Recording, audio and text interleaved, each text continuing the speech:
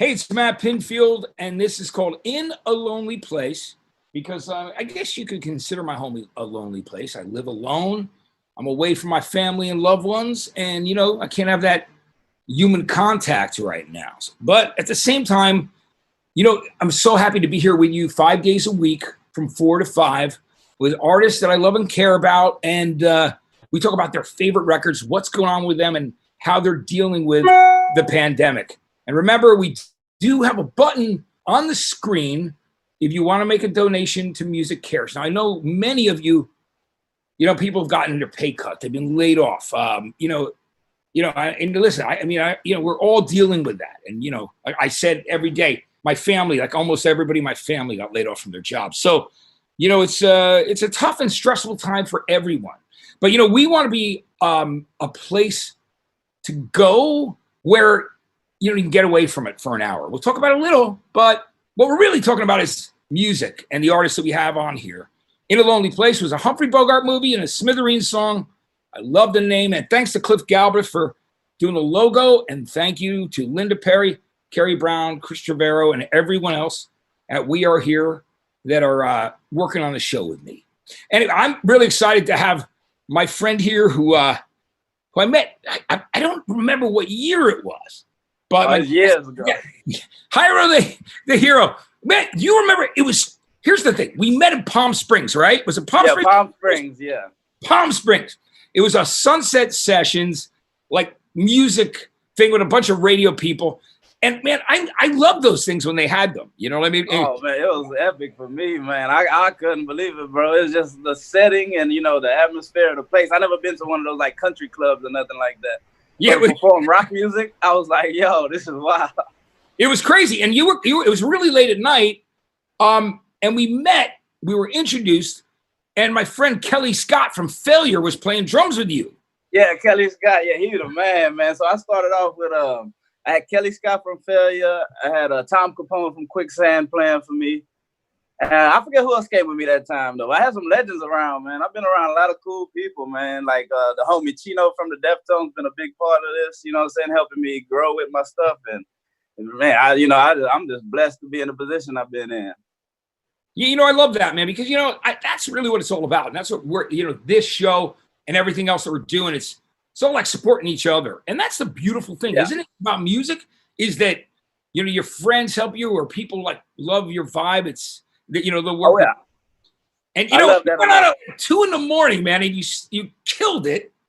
And I stayed up an extra hour because I was getting ready to go to bed. I think I watched Beware of Darkness. It was like the first time I met them, and they're really great people. They did a great song that should have been a smash called Motherfucker, and it was so good. I remember they killed that set, man. And then I know for me, I was a little nerve-wracked because I cuss in my music and I go hard. But the thing is, I like to bring the crowd involved. So one of my favorite things is telling everybody put their middle finger up for a song.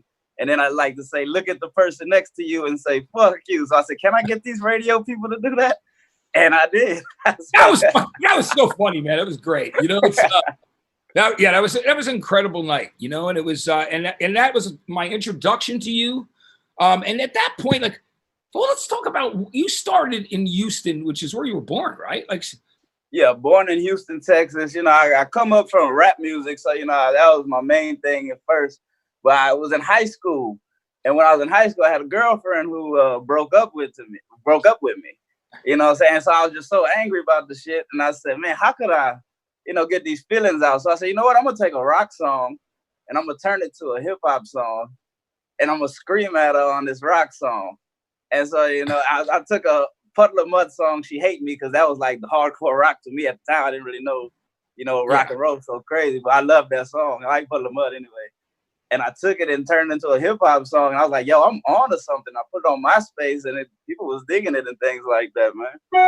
That is really cool. Yeah. Yeah. Wes is doing great too, man. I ran into him, down in Jacksonville, Florida, not that long ago from Puddle of Mud. And he's got his shit together and he's doing well, but I got to tell you, that was so cool that you did that. I love the idea. There's always been that marriage with rock and hip hop and rap, always. Yeah. Maybe not very beginning, but you got to say, when you think about a song like Grandmaster Flash, The Message, I remember the first time I heard that. You know, played it for me. That band called Killing Joke, who were from England, that were heavy. A band played it. Killing Joke played me The Message, man. I was like, what the fuck is it? Was, and I fell in love. That's the epic part I see is that rock and roll always had love for hip hop.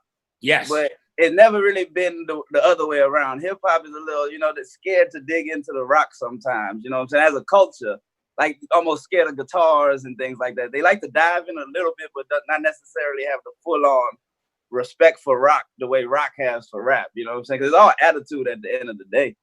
It really is. And, you know, like, of course, Run DMC and, you know, Cypress and, yeah, you know, on that end, it was, you know, definitely loved it. But, yeah, I mean, it's, so tell me, moving to Los Angeles, 2007, what was it? I mean, did you come like, I hear, you know, stories. Did you come with like a couple $100 in your pocket? Like, what was that experience? Nah, man, I actually, bro, it was, I put out some songs on MySpace, and then I got hit up by my old manager, a dude named Benji Gold. That's who introduced me to you. Oh, Benji. Yeah, I know Benji. Yeah, so Benji, he just said, yo, he hit me and was like, yo, I like what you're doing, man. You should come out to LA. And just random email message. I read it. I was like, okay, maybe I should come out to LA. Told my mom about it, and she was just like, oh, well, either you get a job here or you go to LA. So what you gonna do? So I was like, I'm about to go to LA. So Benji just held it down for me, you know what I'm saying? I flew over there. I stayed with him for a while, and we just worked on the music from there, man. And then I actually met my new manager, Burko, who manages me now through that whole circle and stuff like that. Yeah, you know, I know Burko. Good man. I love it. You know, yeah, man. So it was me. I was grinding, and also AWOL Nation was grinding around that time before he hit big. And they're going to be on next week, which is cool. Oh, that's what's up. Yeah, Aaron, he's been working hard for a long time too, man. So, and when I came to LA, he introduced me straight off the bat. My first time coming to LA, I went to a Coheed Cambria show, and I went to a Deftones rehearsal. So that's why I met Chino. I just dove straight into it, you know what I'm saying? And Chino's a friend of Benji. Because I signed Coheed to Columbia. You know, that's epic. Yeah, you know, I've been thinking about those records, like with the lyrics, "Man Your Battle Stations," because it's like, yeah. You know, The music videos was awesome. They had too, man. Oh man, you know, how about the one for Blood Red Summer, like that Mark Webb did, the guy who's did like 500 Days of Summer and Spider-Man? Yeah. Up in the woods, man, where they, you know, where they turn into zombies. Everybody was so drunk. I'm surprised that they didn't hurt themselves walking this crazy place. And we had no cell service like up in New York State. But anyway, that's like big budget stuff back then, though. I don't know. I don't get them budgets for videos, man. Yeah, I mean, you know, today you can make videos of, you know, because of on your cell phone. Yeah, it's so easy. You know, and you get great quality. You know what I love? I got to tell you, you know, you did mixtapes early on too, and you did one mixtape about this guy named Ryan. You know, who was who was getting bullied, and he ended up killing himself when he was So I don't want to step over you. I'm just going to say, you know, when I saw that you did that, I thought that was such a cool thing. Oh, man, thank you, brother.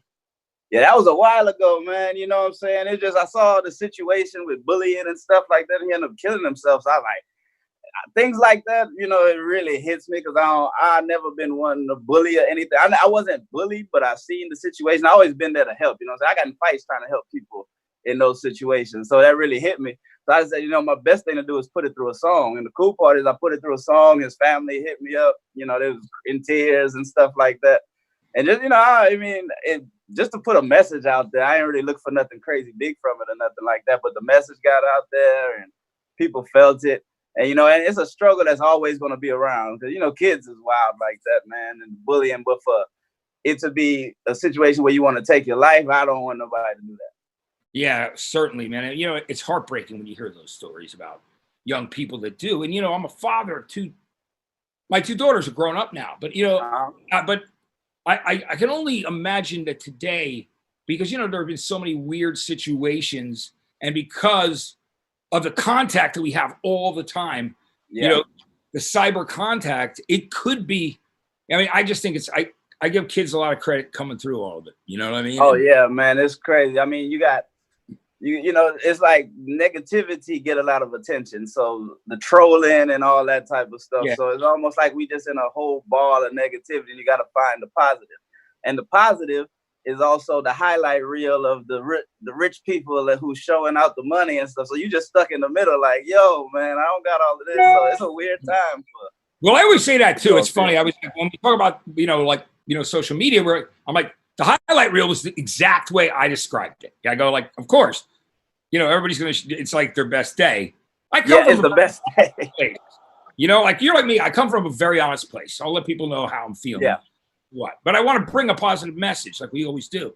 Now, so you come to Los Angeles, and you work. Well, like I said, you work with Kelly Scott, who I love from Failure. What a crazy. Chino from the Deftones. Tell me about working with Chino, because he's just the thing about Chino is he's into so much great music, and he's just a heart of gold, man. Like, since Adrenaline and all the albums, he's got a new one coming out. He loves everything from, like heavy stuff to Duran Duran. Like he loves so much. They did The Chauffeur, and then when The Cure just played with the Pixies, and over there at that that outdoor show. I remember that. On the stage with Chino and his son, and man, he knew every single word, and he was going crazy singing. Oh, Kobe, yeah. So it was awesome, man.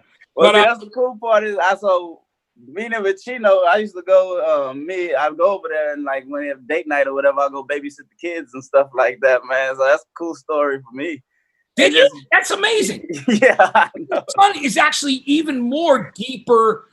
Like he goes, listen, man, he's deeper into like the 80s obscure stuff. He goes, and I know you were there and you have a lot of those records. Yeah. I owe those guys both like a really cool zip file of amazing. Yeah, he got me onto he showed me a lot of cool music, because he would play so much different things. So that made me dig a little deeper, man. Like, I mean, not to not know anything, but I was like learning about Blondie from them. You know what I'm saying? Him and Benji would go back and forth like with old records and just showing who know the coolest stuff. You get what I'm saying? So between those little things, that's how I started learning some stuff, man. And he also, talking about structure, building a song right, you know what I'm saying? But the best advice he gave me was performing, because coming from hip hop, I'm like, oh shit, performing, I can perform easy, cool. Just put the track on and I'm gonna rap along to the track, right? That's how you perform. But that's not how you do it in rock. He said, well, you can't have the words with you. I said, hold on, what the fuck? I gotta actually rap the shit with no words behind me. I said, what the fuck? He said, that's how you do it. Yeah. That's really cool, actually, though, man. And that's man. But sharing that love and information is great. I mean, I think it's really cool. And like I said, I love that you marry the live music thing with your rap stuff, and it was so refreshing, man. Man, that's what I kind of like. From the music in general, I want to like separate it, but like I see performing is totally different, and I try to bring the performing factor into the music. You get what I'm saying? Yeah. And so I want to attack the mic in a way that I would attack it live. But I mean, that's not easy to do sometimes, because when you get on that stage, bro, your adrenaline rushing, it's a whole different character and vibe you bring to the crowd, man. And so live performance has always been my thing, and that's what I mostly studied. I look at the drive-in, I look at old Chino videos. I like looking at the Woodstock when is it Woodstock? Yeah, with Limp Bizkit and all of them. It was so crazy. And DMX and everybody. I always repeat that one. I miss DMX, man. I love those records. He was great. I did one interview for him for that Mark Cuban HDNet channel that I had that show sound off. Yeah. And he was about 3 hours late. You know what I mean? But hey, look, I'm no angel, so. I know how that is, bro. Because the cool part is I've been in rap and I've been in rock, man. And rappers, they show up late to that shit. I don't know why, man. They Bone Thugs, them bros show up. And I gotta be honest, like when I was doing that TV show Farm Club with Jimmy Iovine and Doug Morris and Dre was involved and Marshall. Yeah. And, like, it's amazing that everybody actually showed up on time, because I think they was blown away by that. Like, except the one day we had the real NWA reunion, and we were waiting for Snoop to come out because he was smoking up in his trailer, and like me, Dre, and Andy Schoen and Jimmy Iovine were all like kind of standing outside, like, Cube, everybody, because he was filling in for Eazy-E, Oh, that was a beautiful. And That's when we super did that show, dope. that Wu-Tang Clan, everybody on, it was great, man. Yeah, man. So, like I said, doing that, man, like, so I met so many cool people, and that led me to make my first album called Birth, School, Work, Death. Which, by the way, I don't mean to interrupt you, but all good. I died when, that's the other thing that connected me to you, that I love the name of it, because the Godfathers were a band from London, and these guys were working class. That's where I got it from, man. And I love them and that song, and I love that band so much. And when they came out originally, they were called the Sid Presley Experience. Yeah. But they were so cool, like they did like John Lennon's Cold Turkey, and that's how Birth, School, Work, Death was a classic. So when I saw that was the angle, I was like, oh, man, I gotta check this guy out. What's going on? It was so cool, Yeah, man, because that title, I mean, that's just basically life wrapped up. I was like, bro, it don't get no better than that, man. That's really life in general: birth, school, working, and death. I said, yo, I gotta take that. Yeah. So yeah, and I worked with Ross Robinson on that album, man. Yeah, Ross is great, man. Tell me about your experience with Ross, because he's always been such a good dude. Worked on so many rock records that I love.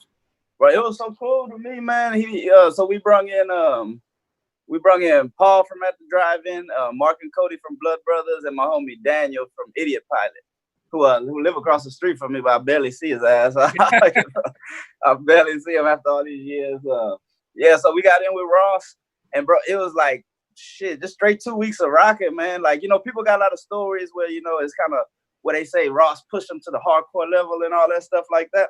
But once I hit the mic, he was just like, yo, it's go time, man. But he does certain things where he'll ask you questions, and like there's like no answer to these questions, but it makes you think so much that you just go into a zone of writing. It was so crazy how he works, man. That's great. It sounded like it was a great experience all the way around, right? Oh yeah, right there on Venice Beach too. We was at. Man, it's memorable, man. Great experience. And you mentioned, we were talking about live shows, and you're like me, man. Last time I ran into you, you and I were in the lobby of the Roxy. Like I said, that was with Ali from Spotify. Yeah, I remember. Yeah, my sister. She's my family. You know how much I love her. She's my heart, man. Allison Hagendorf from Spotify. Just and she's just had a baby boy. Who is amazing, Cole. And I know, yeah, congrats. Much love to her, man. Well, yeah, I went and visited her and Brian and hung with the baby and held the baby before all this shit went down, with the pandemic. I was so glad that I got to experience hanging out with them because I love them so much. Man, speaking of that, right timing, man, because with my new album, I'm so happy I got in to make my album before all of this. So I finished up my new album with Matt Good. I don't necessarily finish, but we got like a lot of dope ass songs. Yeah. But then this happened. I'm like, yo, I'm so happy I got the material because the label loving it. You know what I'm saying? All of that. Yeah. That's great, man. So, I mean, tell me who you worked on the latest album with, because you got so many people that love what you do, and it's I know, man. It's pretty alternative and rock, which is very cool. So tell me about this. But and then now we're moving over. I mean, I know we jumped over, the second record. I mean, do you want to talk about that? The second. Oh yeah, Flag Channel, man. Yeah, let's talk about that one. Yeah, because I took a break in between. After my Birth, School, Work, Death, I went around the world. It was dope. You know what I'm saying? I had an investor I was working with, never did the record deal. And it really helped me out, man. I was like, yo, I mean, I did it without the record deal, which was dope. But I needed that extra push anyways, though. So shit slowed down after a while. You know what I'm saying? I took a little break. Me and Benji, we stopped working together. And I just had to find my way back, man. But in that time, I was learning about making songs and structure and everything. So then, I got with I think it turned into, they signed to Century Media, had went to Red Music, at the time or whatever. So I was working on my album for that year, which was like in and out. And Mike Gitter, all those guys, Don Robinson. Yeah, Mike Gitter. Yeah, so I love those kids. Mike, he helped me out with he pushed me to make dope ass choruses and things. So that's how I got with the song Bullet. Kind of went back and forth with that. You were on the mainstream rock charts even with that. You did great. I know, man. That was it, bro. That came out and just started going. And like I said, Allison, she put it on the Spotify playlist and everything, and it just started going, bro. And I was so happy, man, because like he would tell me like, oh, that's not good enough, Hyro. That's not good enough. So I ended up making something dope he was feeling, and man, it was dope, right? So Black Channel is kind of like showing structure of me, you know what I'm saying? Because Birth School Work Death was like just so cool of rock, like don't give a fuck, just out there rocking out. Black Channel a little bit more structured, getting into the way, you know, the listener would want to hear it more. And then this new album, oh, this is just off the fucking chain, bro. It's gonna kill the game, dude.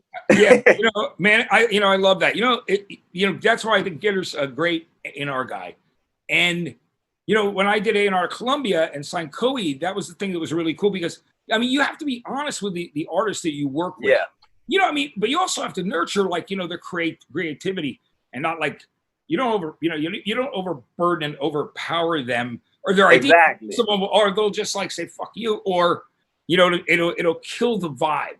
But well, the full cool story, I was going to tell you a quick story. Started taking. Oh no, you good. You mentioned Coed and Cambria, so Welcome Home on Good Apollo 1. You know, there's a story that we were working on the record, pre-production in Woodstock, recorded the album in Woodstock, and we're sitting at Columbia Records in a listening room. And at the end of Welcome Home, I go, man, you know what?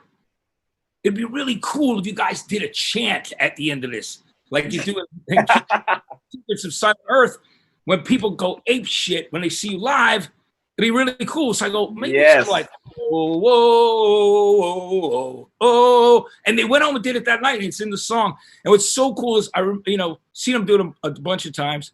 But the last time I saw them in Phoenix, Arizona, I was on the side of the stage. I went and saw Josh Shepard, you know, the drummer, who's a fucking monster of a drummer. And he goes, isn't it cool, man, to see all these people out there singing the thing you came up with at the end of the song? That's epic. But when I did it the first time, the greatest line he said to me, he goes, see, you're not just one of those A&R guys just taking people out for meals. You actually have ideas. Yeah, so, you feeling the music. Yeah, man. That's dope as fuck. Yeah, so that was cool. That was a really great moment, you know? So, and that's what it sounds like with Gitter for you, like that he, you know, he and Don, like we literally, like, you know. Oh yeah, man. They showed me mad love, man. And like the cool thing is, you know, and the cool part about what I do is, you know, they want to hear me talk that shit, you know what I'm saying? They want to hear me really speak about some real shit. So sometimes if I don't speak about some real shit, I want, like, say I want to make a party song or something, they'd be like, oh, man, take that bullshit out. Spit that real shit, you know what I'm saying? So I'm like, that's a great position to be in, you feel me? I've never really been censored on some shit. Well, I'm glad. I love that, man. I think it's great, man. You know, that you talk about real stuff because it would be, you know, it'd be super easy, you know, to, as you know, like to just, you know, fit into a lane exactly where everything else is, where you're not talking about any real shit or anything that's really, you know, from the heart. It's, you know, and you know. Yeah, and that's why I like, you know, even like new artists trying to come up, you might see people do certain things, so you just try to copy, but it's like, man, do your own thing, because at the end of the day, you're gonna really be a happy person, especially when it pops off and you can make stuff that you actually feel.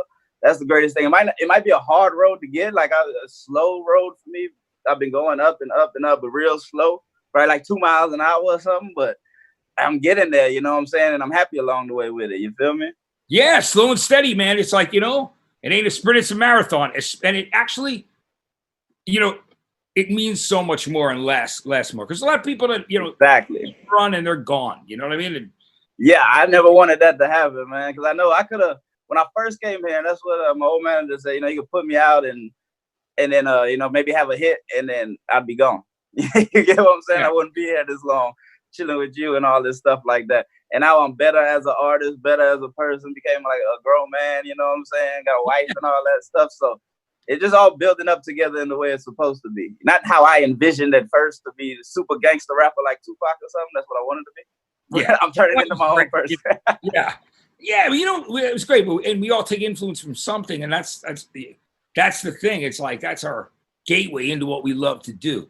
You know, I was going to say quickly, you know, one of the things that I loved seeing you out that night, man. You know, you were there, Burko and Don and everybody, and I was like, yeah, that's one of the hardest things. Besides the fact that so many musicians we know and all the people that work on every level, you know, the merch guy, the roadie, they, you know, I'm feeling for them in a big way.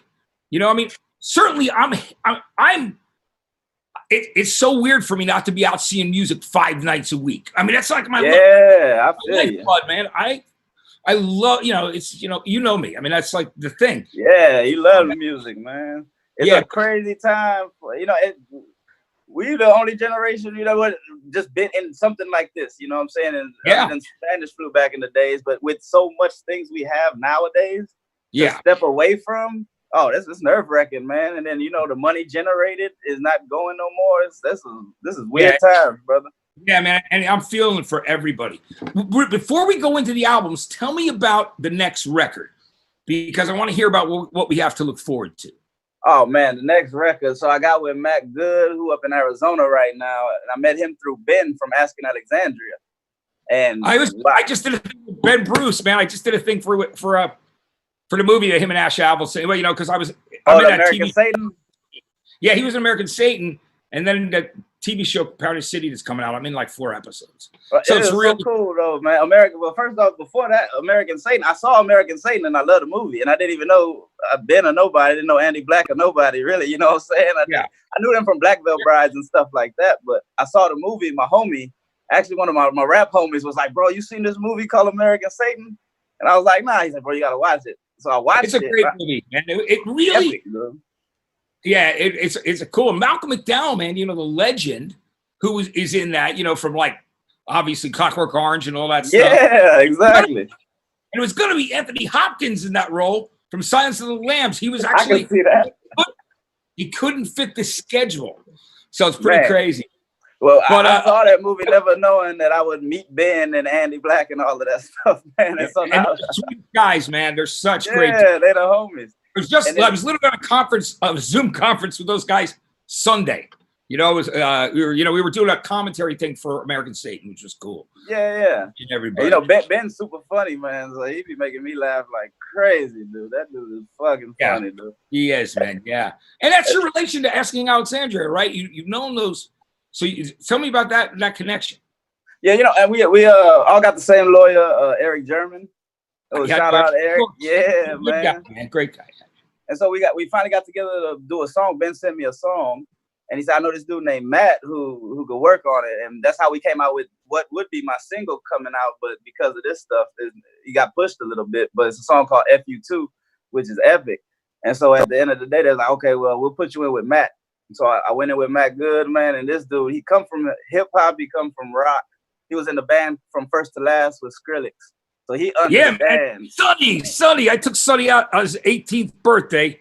And we got hammered on sangria at my favorite New York restaurant, which it closed down after 88 years. And speaking of Allison, we used to go there all the time with my friend Renee Mata and like every musician. And I was so fucking pissed when it closed down. I was like, dude, one less became so big, man. But and he was the sweetest, man. Well, it was funny because I was at I'll say this quickly. I'm trying to say it quickly. Sorry, but it's funny. I just love having conversations and being real. I was at Lollapalooza in Chicago. I was shooting, and I knew I was going to interview Skrillex, right? But I didn't know it was Sonny. So Sonny comes and goes, Matt, dude, you look great, man. You look slightly weight. What's up? And I'm like, you're Skrillex, dude? Holy shit. Like before things really blew up with him. Yeah. I love him, man. He's just a good dude, man. All the way around. I got a cool story, too. I never met him, but during birth school work death, Ross was telling me about bands he worked with, and he said, man, I had this band called From First to Last, and he said they've been super huge and all of this stuff. And I said, well, what happened? He said, the singer wanted to be a DJ or some shit. not knowing. And I was like, why would he want to go be a DJ? And then it comes to happen. This dude became the biggest DJ ever. Yeah, man. And you know what? With Sonny, with Skrillex, he comes from the heart, man. He's into it for all the right reasons. He loves the community. He loves the experimental side of doing music. He's just he's a great fucking guy, So anyway, we're gonna I'm excited about that record coming out, and that 100%. But we do this last part of the show where we talk about 7 of your favorite records, it's cool. You were talking about how you want to be like Tupac, and you brought up the Don Killuminati, you know what I mean? The record, which 7 Day Theory. You know, Machiavelli thing. So talk to me about that. Why you picked that of all his albums? All right, so Like, that one is one when I was young, because it was around the time, you know, when he died and everything like that. So I was super young, thinking he was about to come back alive. So I was waiting for him to come back. You get what I'm saying? Yeah, like nobody knew Coachella would have like, you know, a hologram, right? Yeah, exactly. You know? So that record just connected to me because the stuff he said was so real. And it was just, you know, he was just spitting so, because he'd been through so much. So I felt it through the record. You get what I'm saying? And just listening on headphones, on tape. I had the CD player. And listening through the CD player, I just put on repeat. I'm like, how can you say these things? Because I thought, I don't know, I have these weird thoughts in my head that you can't cuss, you can't really say people's names, you can't do, you know how you make your own rules as a kid? And he was doing all the things. I said, bro, you can't do that on a song.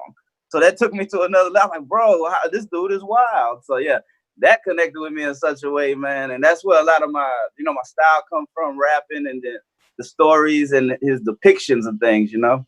Yeah, I mean, he was unbelievably talented. You know, I'll say this briefly. I keep saying that, it's so funny. But I will MTV Movie Awards before the beef, you know, with him and Biggie. Yeah. We were all standing in Bryant Park together. Mike Myers, Biggie, and Tupac, and my daughter Jessica. She was little. No way. There's no problem. You know, it was before any of the other stuff went down. Everybody was just being super cool, you know? That's wild, though. Like, That's a picture of my mother and Biggie's mom, because they, you know, they hit it off at MTV and became friends at this Mother's Day thing we did. Dude. Yeah, I mean, it was a great period for rap. There was so much great stuff going on. Obviously. Yeah, man. You know that I come from that generation, so that really hit connected with me, dude. That's amazing. That's so cool. But I mean, so that's why you love that record. That's your favorite, right? Because that was the thing. Yeah, that was, you know, it was just around the time of the death, around the time where I said, well, this has got to be the best rapper ever. And then if he's going to come back alive, this dude is superhuman. So, yeah. You know. Yeah, we lost two greats there at that period. Man. Man, R.I.P.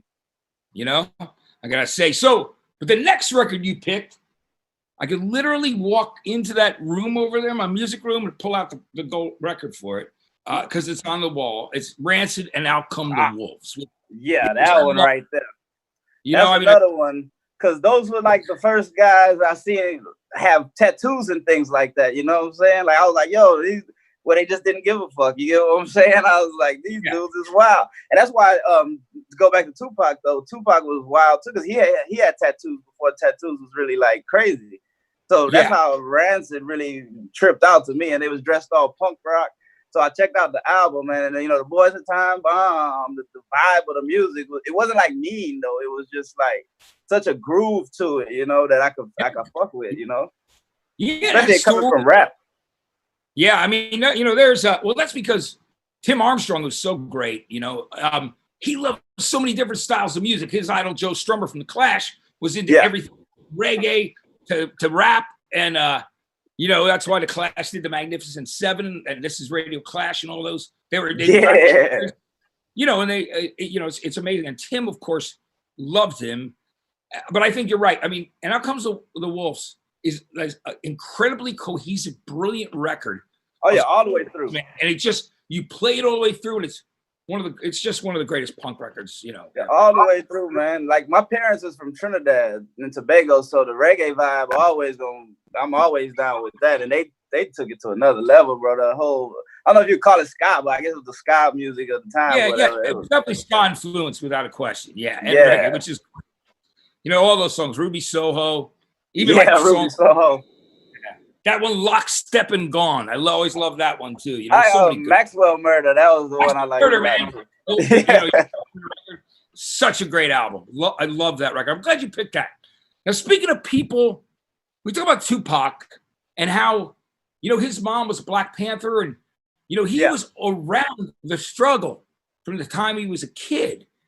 Yeah, he was extremely intelligent. Now, your next band is another band. Speaking of intelligence, Tom Morello is one of the smartest guys in the world. Man, right? yeah. And I love, and a great guy, an amazing guy. Been my friend for forever. And you know, they were about to play Coachella. You know, Zach agreed to do the show, man, and I was so excited. The tickets was going like crazy, man. Oh yeah. It was a little.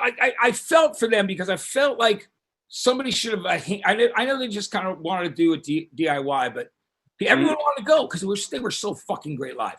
And that first album is the one that you picked.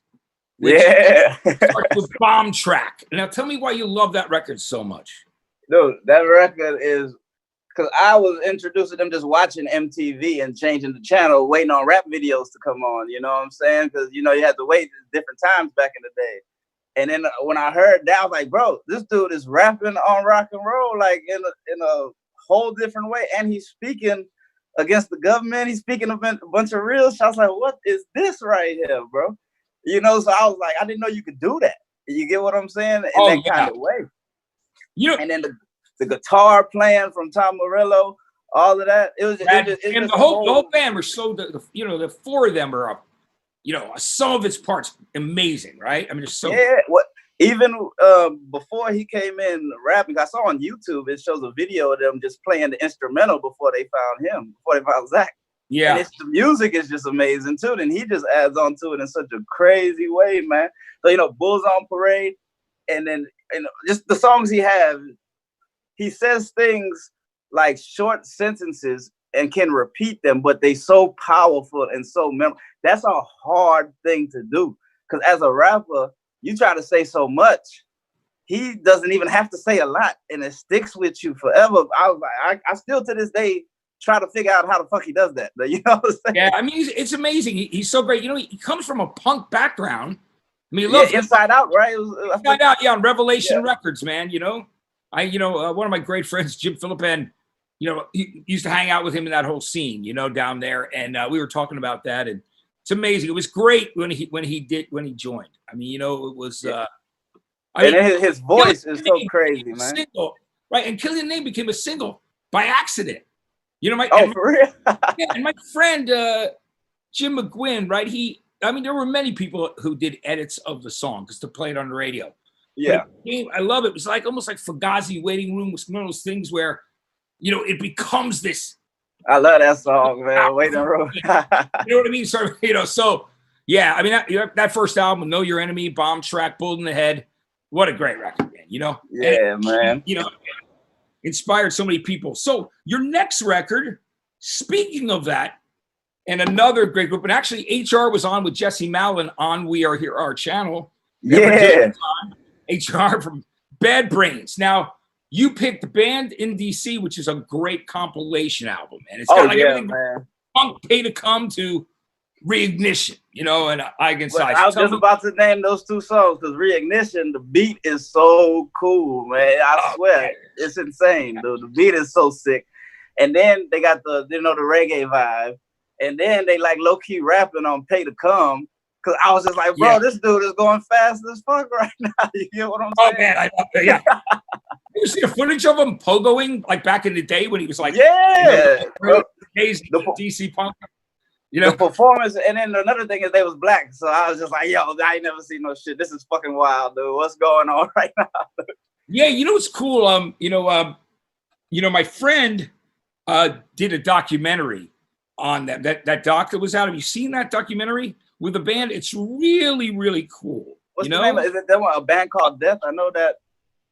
Yeah, you talking about on Bad Brains? Yeah, I'm speaking. They got their name from a Ramones song called Bad Brain.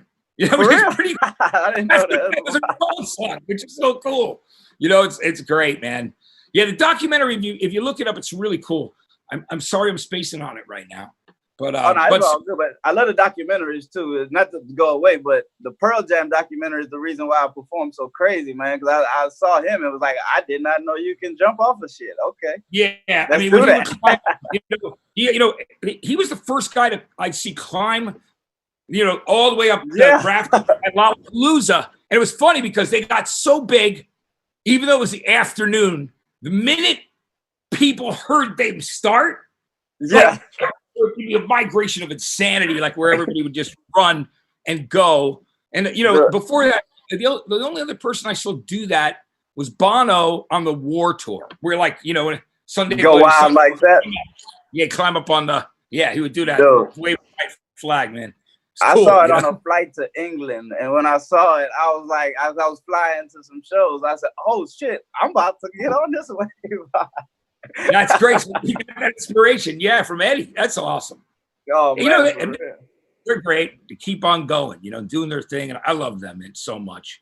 Now, your next, so you love Bad Brains. Your next record, oddly enough, which is so cool, I was there for some of the recording of the record because I just moved to Los Angeles. Yeah. And I love that they, Dre used real instruments and everything, man. So Marshall Mathers LP, third record by Eminem, but he was making it when we were starting the show Farm Club, and he did our theme song. He and Dre did the intro Farm song. Club. Yeah, I remember that, man. That was the show. Remember, I hosted that with Ali Landry, and I had all that. It was, it was cool. Yeah, dude. Yeah. So anyway, I remember. I know you love this record. One of my memories I got to tell you, because what we do here is a conversation, man. It's Yeah. So yeah. I'm interviewing. It's the first show, and I've got Dre and Eminem on stage. And if you see the Defiant Ones, the documentary with I saw that one. Yep. And episode 4, you'll see a clip of me and Eminem and Dre laughing on stage. And and because it's funny, I go, we're talking about Dre's new thing, and Marshall goes, "Hey man, let's talk about me." I go, "We haven't forgot you, man. We're cool." He goes, "You know what? I want to tell you what the clean version of my new album is going to sound like." And he goes, "It's just silent." It was fucking hilarious, man. It was so great. Classic Marshall, man. What a great record, man. With Stan and all those other incredible songs on that record. Tell me, I love people who just break he just broke boundaries with that one, man. It's not even necessarily that he was a white dude rapping, but he was a white dude rapping really, really, really good and made it through the real freestyle battles. He did it the right way. You get what I'm saying? He got his respect. Right? Great. Yeah, dude. So, and the stories he was telling, that's what inspired me to really paint pictures when you rap. You know what I'm saying? You paint pictures where people can actually visualize it. Yeah, I mean, and that's the thing about him. Marshall's always been a great storyteller, and he's super honest. The second time he did the show, he was really pissed at another rapper for mentioning Alien on this other record.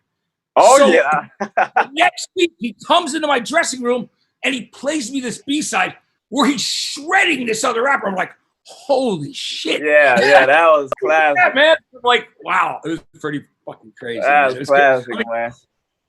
That's when hip-hop be fun, though. I hate when they take it too far, but when they go back and forth with the record, the tracks, man, that's just epic. Dude. Yeah. Those battles, those beefs are, it keeps things interesting, right? I mean, it keeps everything interesting, for real, brother. So, and the next one you picked is from my fellow New Jersey native, Miss Lauryn Hill, the Miseducation of Lauryn Hill, who I love because, obviously I love them. You know what I mean? The Fugees and all that, yeah. I mean, the fact that they brought back, Killing Me Softly the way they did, which was so great. I mean, all those records, Score and everything else. And then when she went out on her own, and by the way, do you want to hear a crazy story? Huh? Zach Braff, from Scrubs and all, he went to school with Lauryn, and they used to act together. Yeah, they were in drama class together. Oh yeah, well she was on the Sister Act, so she know how to act and sing all that from the beginning. Oh yeah, I mean they were all great band prod, you know what I mean? Wyclef, I love them, So but when she broke out, this record was really interesting because I want to hear why you love it, but I loved all the influence of all the old soul, that thing, and that record was just really deep. Talk to me about it. Oh man, just the level of rapping she was doing is up there with some of the greatest, man. And the stories she was saying and the truth she was saying, that song. Yeah, the lyrics are so insane on that. Yeah.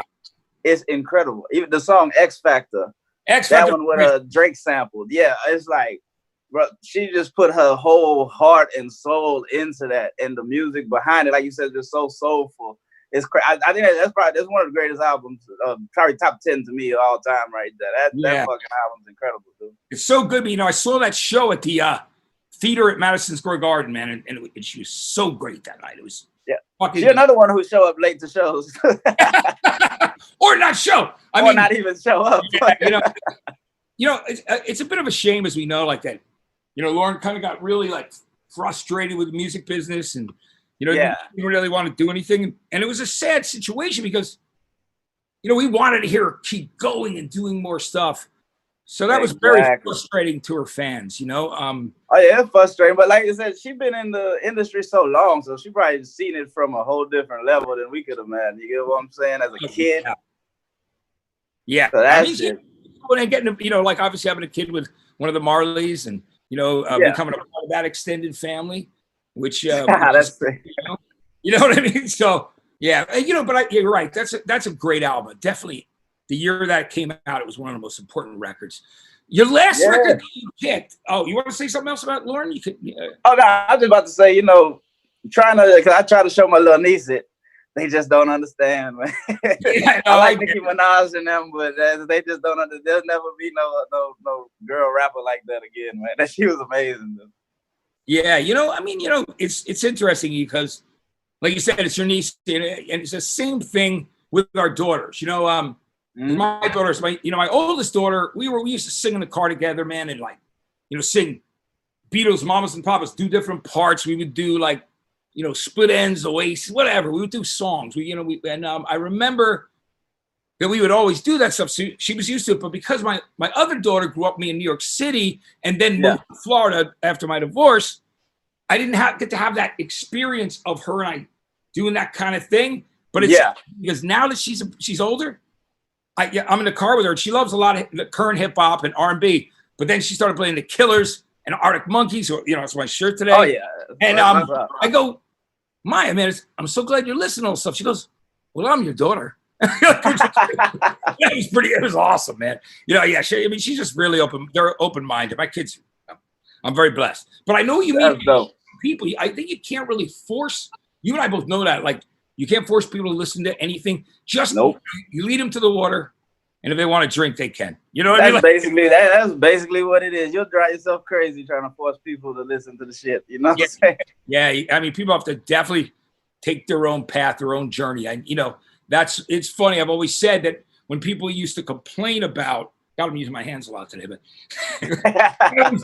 can you, I gotta remember. I remember the first time I was at an MTV meeting. I saw them look at me, and I'm going, blah, blah, blah, and they're like, they weren't used to that Jersey, New York, like kind of, thing. Yeah, man. But you know what, man, it worked, so it's all good. But your last album, is one of the great soundtracks, man. And the cast of the movie were amazing.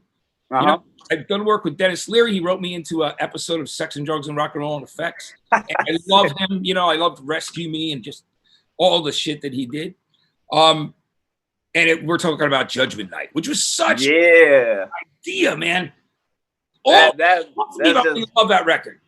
Man, that record just, I got introduced to that record from my old manager, and I was just like, wow, I did not know this record even existed, first off. You get what I'm saying? You got fucking, Slayer, Ice-T. Yeah. On the Biohazard and Onyx. And I was like, well, Onyx supposed to be on rock. And then I was like, bro, they came on a rock track. You get what I'm saying? And Slam was a fucking classic on that album. Back the fuck up. So it was like, that stuff was great. How about opening with House of Pain and Helmet? Yeah. Oh, man. That was so good, man. So good, right? The shit was just incredible, dude. I mean, like, words can't describe it. For somebody like me who wanted to mix the music, you know what I'm saying? Because I thought I was just like on to something. Oh, bro, I'm the fucking first one ever to do this shit. When I started digging, I was like, you know what I'm saying? I was like, oh, this shit been around. Yeah, I know, it's great. And that's such a great concept of that record. And to do a soundtrack and have those people like Cypress Hill with Pearl Jam and, even Teenage Fan Club are on the record, which I think is so cool. You know what I mean? They mixed that record up so sick. Well, Pearl Jam and Cypress Hill had a song on there, I believe, if I remember correctly. There were so many cool things on that record. And and that's why another thing is Cypress Hill is just fucking amazing. You know what I'm saying? I would have put that album on there too, but Cypress Hill is just fucking epic. Oh man, You They know, had the rock star and rap star. Like that's just creative. yeah, that was so great. You know, so Sendog did this show a week ago last Friday. Which was or Monday. You know, it's all blending together, as you know. You know, everybody goes, "Oh, what is it? Fucking Tuesday or Wednesday?" Because nobody's, you know, everybody's, we're all home. Everybody home. Nobody knows what's what. You know, but you know, Sen was on here, Sendog. You know, and he was so cool. We talked about that. But yeah, that's another band who's like timeless, man. Those records are so good. Yeah, I went on tour with them, man. It was nothing but nice, super cool. I was on a Be Real show he had before he was doing the other stuff. Before he doing the stuff now, he had brought me out to do one of those shows back in maybe like a few years ago, probably like 2012, 2013. Yeah. I wasn't really smoking weed or nothing, so I think I'm the first person ever to deny weed from Be Real. That's great. You know, it's like, yeah, that's cool, man. Absolutely. I bet he respected it either way. That's the way they are. They're nice. He was like, "Oh, that's good, man. Don't trip." Yeah, I mean their shit is real and they're great, man. I really love those guys. So yeah, that would have been your 8th album. So that would have been my 8th. Yeah, true. Yeah. But so many albums inspired me. So many people inspired me, man. It's crazy. You know what, Hyro? I gotta just you know, ask you. So tell us a little more about the new record, like a couple of the songs that people can look forward to. And when do you think it's gonna come out? Like, are you thinking like September? Are you gonna wait until and see how things? It's basically when I get a run, like a tour. So that tour I had was fucking epic. Oh my god, dude! The tour, Asking Alexandria, Falling in Reverse, Wage War, me. This is probably the dopest fucking tour I had in my life. You know what I'm saying? That'd be great, man. You know, yeah, it would have been awesome. It would have been awesome. So your boy, I was kind of hurt, but we're gonna reschedule. You know what I'm saying? So probably when that come out, if I get something else, but they want to do it with a tour and things like that to get it rolling right. So. But this album, I'm just from what I've sent and everything, they use the word genius and things like that. Yeah. So I'm just so happy, bro. Like I'm taking aspects of hip hop today and dope rock riffs that Matt come up with because he know how to make it super cool. And he know my fans, they want something super heavy. And we just blended it in such a cool way, man. Like the flows I'm doing, the rhythms I'm doing, and the subject matter. I'm hitting all those points. You know, brother, I have a radio type of jam. The radio track I got could compete with the street banger on the track. You get what I'm saying? It's all came together perfectly, bro. So I'm excited about it. I just can't wait to put it out there. You know, I'm sure you. You know, I mean, I'm sure you are. I can't wait till I can come see you live again. I miss live music. You know, I mean, because it's part of the experience. You know. It's the greatest thing in the world. There's nothing like the electricity in a live room or a festival where it's so uplifting. I mean, it's like such a spiritual. Well, I'm excited to get back to it. I'm excited to rehearse. But the funny part is I'm so used to performing my old album. Now I got to learn these damn songs. It'd be great, man. You know, and it's a whole new experience, which is great. You know, which will be it's a whole new experience. But I can promise you that I will be at one of those shows. When we do go back, you know, me and you will run into each other at a gig without a question, you know. For sure, brother. You know, man.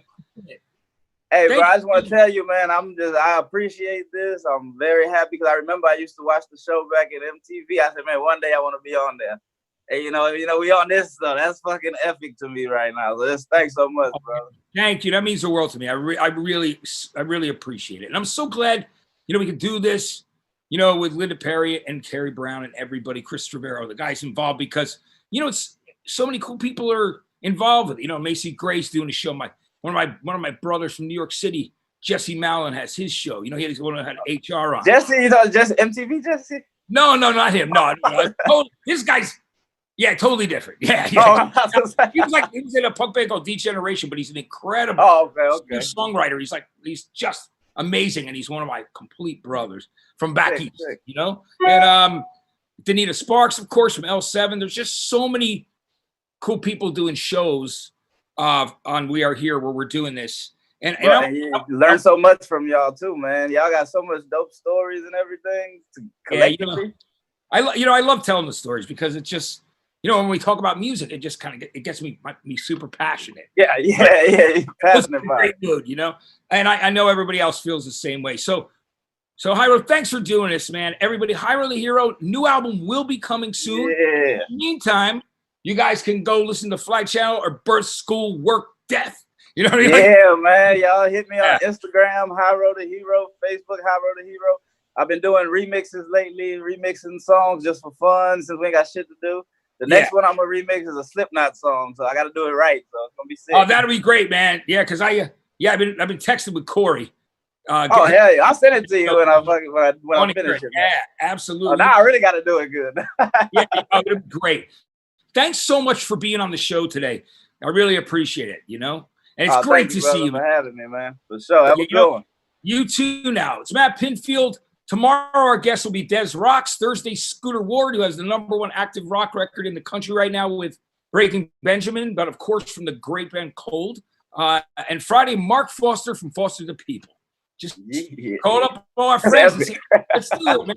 It's going to be great. That's the rest of the week. In the meantime, In a Lonely Place, thanks for joining us. And please stay safe and keep music in your heart. We'll see you next time.